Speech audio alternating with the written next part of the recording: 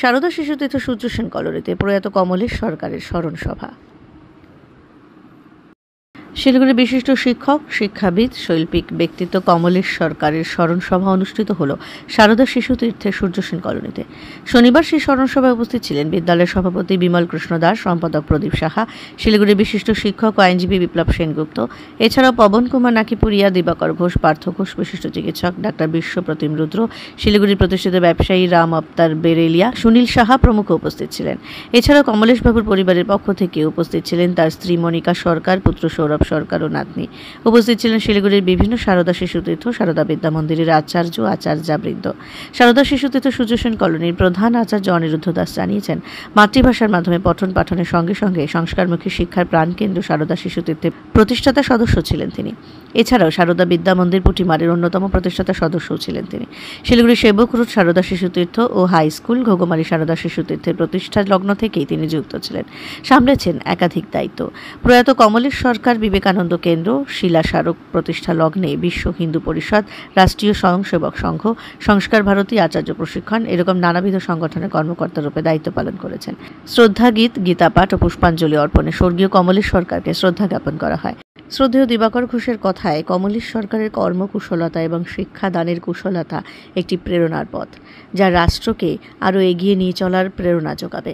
একসময় শিলিগুড়ির নেতাজি হাই স্কুলের শিক্ষকও ছিলেন তিনি। শ্রীরামকৃষ্ণ এবং স্বামী বিবেকানন্দের ভাবও তিনি প্রচার করেছিলেন বিভিন্ন সময়।